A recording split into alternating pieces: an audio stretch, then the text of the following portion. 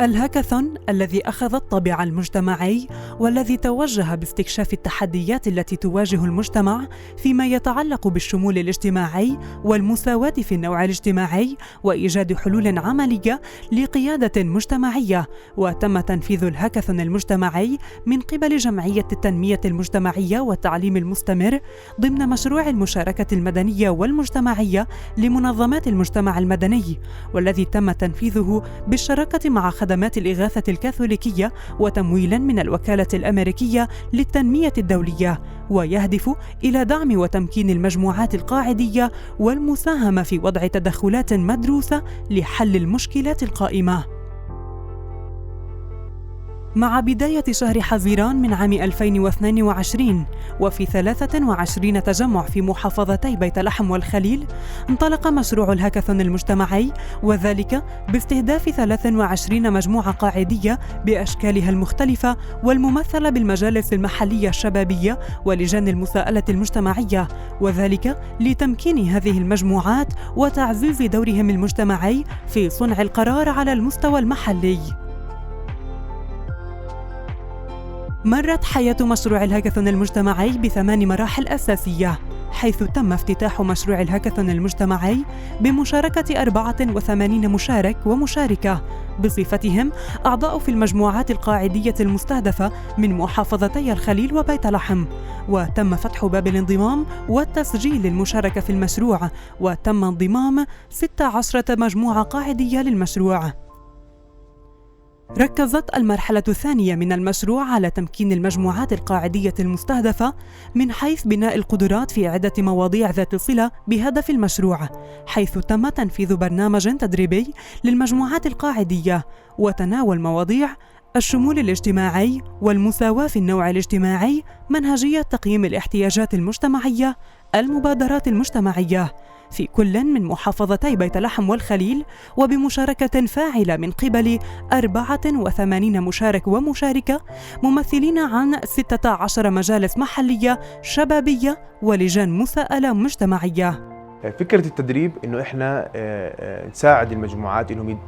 يدوروا على أدوات جديدة زي أساليب البحث، كيف بيبحثوا في مجتمعهم بطريقة أكثر حداثة، كيف بيقدروا يعرفوا احتياجات المجتمع من خلال معرفتهم لاحتياجاتهم المجتمعية، كمان كيف بيقدروا يسموا مبادرات إبداعية تساهم في وضع حلول خلاقة من خلالها بنساهم في عمل تدخلات بتساعد المجتمع على إنه يتغير. لم يكتفي المشروع بتنفيذ برامج تدريبية فقط، ولكنه قام أيضاً بدعم المجموعات القاعدية وتطوير قدراتهم المؤسساتية لضمان كفاءة عملهم وفاعليته وديمومته من خلال إعداد وتطوير دليل إجرائي موحد، بالإضافة إلى نظام داخلي تحت عناوين النظام الداخلي للمجالس المحلية الشبابية ودليل إجرائي موحد للجان المساءلة المجتمعية. بلشنا في التدريبات، أخذنا تدريبات كيف إن نعمل المبادرة أو إن كيف نوصل لهدفنا بالمبادرة اللي نعملها. مشينا بخطوات متتابعة مع لجنة المساءلة والمجتمع المحلي والمجالس المحلية في بين النعيم. عرفنا وين نقاط الضعف أو الفجوات اللي بين المواطن والمجالس المحلية لحتى إن نعالجها. اشتغلنا شغل منيح، عملنا تنسيق بيننا كأعضاء لجنة، كل عضو له شغله له مهامه اللي بيقوم فيها. المرحلة الرابعة بناء على ما تم تزويده للمجتمعات القاعدية بإطار نظري خلال التدريبات في المرحلة الثانية، كان لزاماً على المشروع دعم المجموعات القاعدية لتطبيق الإطار النظري بشكل عملي في الميدان، وعليه ساهم المشروع في دعم المجموعات القاعدية لتنفيذ تقييم احتياجات مجتمعية لتحديد أهم التحديات أمام الشمول الاجتماعي والمساواة في النوع الاجتماعي باستخدام منهجية التقييم السريع بالمشاركة الذي تم تناوله في مرحلة التدريبات. على ضوء نتائج تقييم الاحتياجات المجتمعية التي قامت بها المجموعات القاعدية في محافظتي بيت لحم والخليل، تم تنفيذ يوم الهاكاثون المجتمعي، والذي جاء تتويجاً للمجهودات السابقة واحتفاءً بالإنجازات التي تحققت. تم عرض 14 فكرة أولية لمبادرات مجتمعية، وتم العمل على تطويرها، وحينها أخذ بآراء أصحاب الاختصاص والخبرات في يوم الهاكاثون المجتمعي بحضور منسقي المجموعات القاعدية في الهيئات المحلية وشبكة من المرشدين والمرشدات. ولضمان تصميم فعال قابل للتطبيق على أرض الواقع ضمن التحديات والموارد المتاحة، فقد قام فريق المشروع وبالتعاون مع استشاريين خارجيين بدعم المجموعات القاعدية من خلال جلسات إرشادية فردية وجماعية لتحسين وإثراء مبادراتهم ضمن إطار واقعي قابل للتطبيق يشمل خطة زمنية وموازنة واضحة وأدوارا ومسؤوليات بين الأطراف المختلفة ليتم دعمها من قبل مشروع الهاكاثون المجتمعي.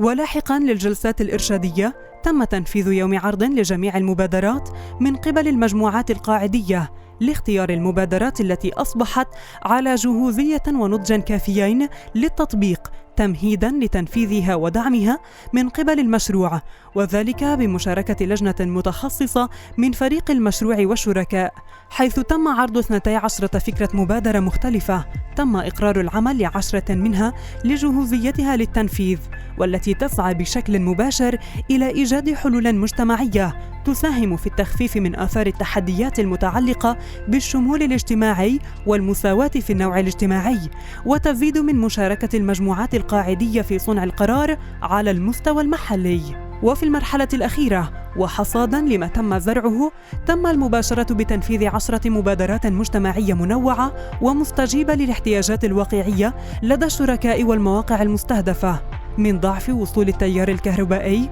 ونقص المياه وضعف شبكة المواصلات وعدم وجود إنارة أو محطات انتظار وضعف مشاركة النساء والشباب في الحياة العامة وضعف وارتفاع معدلات البطالة.